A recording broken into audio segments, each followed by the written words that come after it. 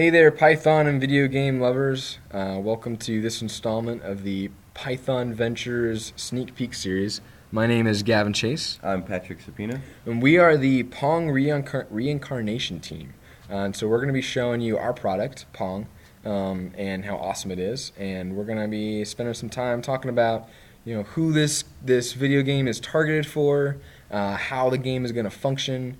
We're going to play it a little bit, show you how it works, and then tell you about all the cool new features that are coming in the future before it's released. We just want to give you an idea of what this looks like now. So I'm going to start with target audience. Pong is a very old, ancient history kind of game. It's one of the first video games ever invented. And so, our target audience is typically going to be people that are kind of old, the older generation. At the same time, we've invented this version to be kind of themed on the Army versus Navy relationship. So anyone that's, connected to either of those schools and old, is probably of interest for this game. What's old and connected to Army? I'm thinking old grads. Maybe the dean would like to try this. We'll see. Anyways, and of course, anyone that, just wants to have fun playing video games. I know I'm excited. This is a fun game. So now we're going to run through how the game works. I'm going to let Patrick take over now, and he can explain it all to you. Yeah. All right. So most of y'all are familiar with Pong, I assume, but we'll go over a few of the specifics to this version. So it's a Python script, so you're going to boot it up from the command line just like any other. So you just type it in there, press enter. You'll get this beautiful screen right here. You can choose between 1, 2, or no players. We're going to go with 2 for now. So it's going to go ahead and pause the game so that, the ball doesn't just shoot off and then somebody gets a point that's not really fair. Thank goodness, because I need to get ready. You ready? Yep. All right. Pshoo! So once we unpause it, I'm controlling the paddles on the left. I'm using the W and S keys to move up and down respectively. Now I'm moving the right-hand paddle, moving up and down with the arrow keys. So just like Pong, we're going to, bat the ball back and forth until one of us somehow misses, which is actually kind of possible. Yeah. Ah! Yeah. So once a score is made, it pauses the game, it respawns the ball in the middle, and then it updates the score accordingly, which you can see in the upper left and right hand corners. So it's the basics of Pong. In the future, we're planning on updating it so that depending on where you hit the paddle with your ball, or vice versa, the ball will reflect at a different angle, so it won't always just go back at the normal angle. It'll change depending on the momentum of the paddle. Additionally, we're going to add some power-ups.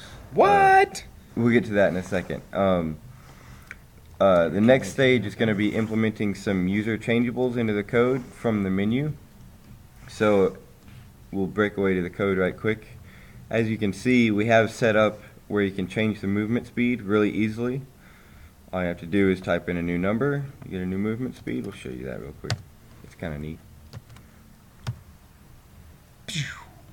Boom. Alright. So as you can see now, it's a lot slower to move the paddle. The ball's speed is fixed as of now. Eventually the ball will be on an accelerator, so that slowly changes over time. But you can adjust the speed of the paddle, so if you wanted to go with 1 and make it really hard on yourself, you have to really understand basic geometry in order to figure out where the ball is going to be. Or you could set it to 5,000, which would be really intense. I don't recommend that, but hey, it's a way. Yeah. So once all of that is implemented, we're going to move on to implementing some power-ups. We're going to change Pong a little bit, maybe add some strategy. I don't know. We'll see. Maybe make it a little more interesting for younger users. So some of the power-ups we're thinking of are splitting, we'll show a little icon on the screen, and then whenever the ball hits the icon, it'll split into several smaller balls that are moving faster potentially. So that would be interesting.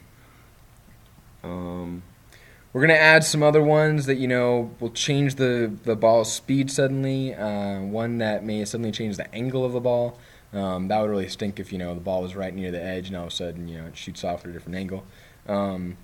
We're also thinking of one that's kind of mean, but, will be interesting to try. And that is changing the other player's score. So right now the score is 2-1. If Patrick got it, suddenly the score would be 0-1. No, that's not right. Yeah, it is. Anyways, but yeah, so it would reduce the other player's score, and then that one would be really contentious to get, and I'm sure there'll be lots of getting angry at the other person because you're both on the same keyboard, so you're right there, nice and close. Yeah, so that is the basic functionality of this game. I wanted to share it a little bit with you before a game comes out, so you can get excited. So be looking forward in the future.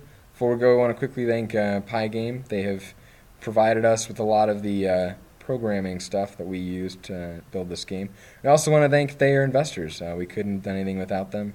They have invested a lot of time, money, and effort into us and this product. So we just wanted to go ahead and thank them for that. We'll be seeing you later. Be looking for the game.